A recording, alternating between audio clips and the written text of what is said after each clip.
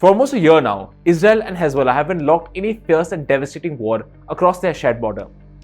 It has left thousands dead and the region on the brink of disaster. But now, a glimmer of hope has emerged from this darkness. Israel's cabinet is set to vote on a potential ceasefire deal. The deal has already received the approval in principle from Israeli Prime Minister Benjamin Netanyahu. So could this be the beginning of the end?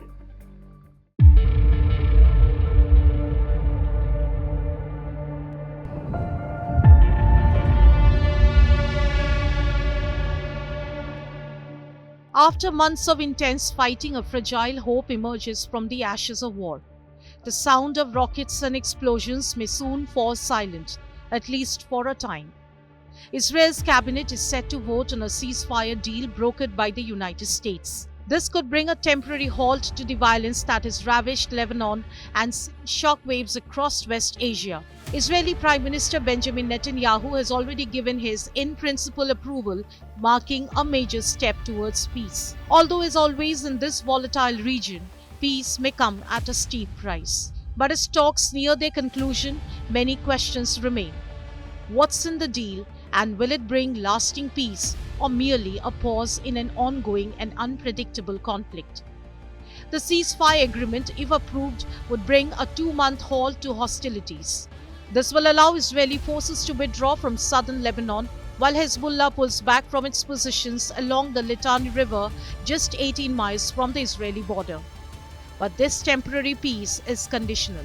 In exchange, Hezbollah's armed presence will be replaced by Lebanese civilians and a United Nations peacekeeping force already stationed in the region. In theory, this would allow the thousands of displaced Lebanese civilians to return to their homes in towns and villages that were evacuated during the fighting.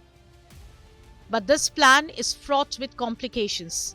As both sides have expressed serious concerns over enforcement and violations of sovereignty, the heart of the deal is the establishment of an international monitoring committee. This will be led by the United States, with France playing a key role. This body would oversee the implementation of the ceasefire. However, crucial sticking points remain. Israel has made it clear that it reserves the right to strike any Hezbollah targets if they feel the group is violating the ceasefire terms.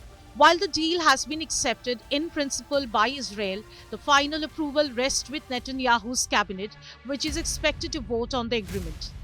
But the path to peace is anything but smooth. While some Israeli officials support the deal, others see it as a dangerous compromise. National Security Minister Ben-Gvir has called the ceasefire a historic mistake. He argues that Hezbollah is far from defeated and that Israel should push for the complete eradication of the group. So now the question is, will this ceasefire bring peace or merely delay the inevitable?